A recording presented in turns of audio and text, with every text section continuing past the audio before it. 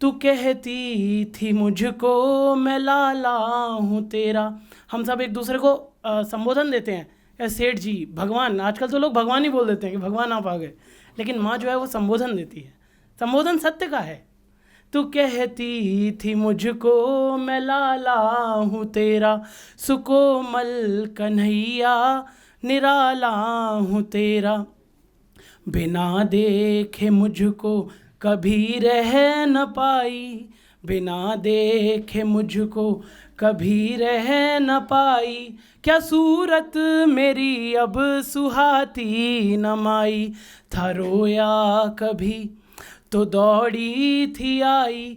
मैं रोता हूँ अब क्यों ना आती रे माई। आप देखिए कितना पैरेलल चलता है। बच्चा छोटा है, बोल नहीं पाता, बताने की कोशिश करता है कि मेरी चड्डी गीली हो गई है, मुझे भूख लगी है, मुझे सोना है।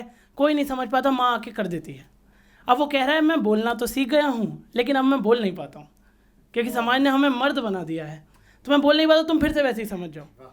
जो तुतलाता था मैं तो तुतलाती थी तू। अब फिर से अनुभव को जगाइए अपने।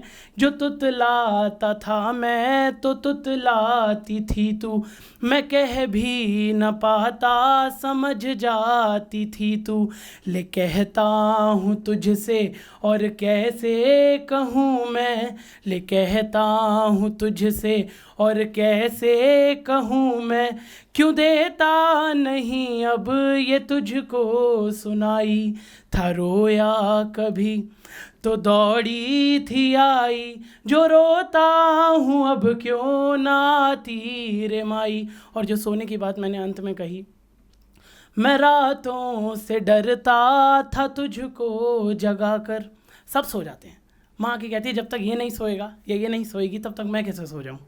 मैं रातों से डरता था तुझको जगा कर, सुलाती थी मुझको तू तन से लगा कर।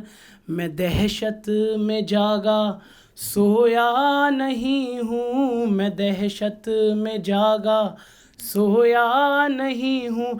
गले से लगा ले सुला दे रे माई, था रोया कभी तो दौड़ी थी आई। मैं रोता हूँ अब क्यों ना आती रे माई। बहुत बहुत धन्यवाद। पूरे माहौल को भावुक कर दिया कबीर जी ने। सभी लोग अपनी माँ के पास चले गए और वो लोग बहुत भाग्यशाली हैं जो इस थिएटर में अपनी माँ के साथ बैठे हुए हैं।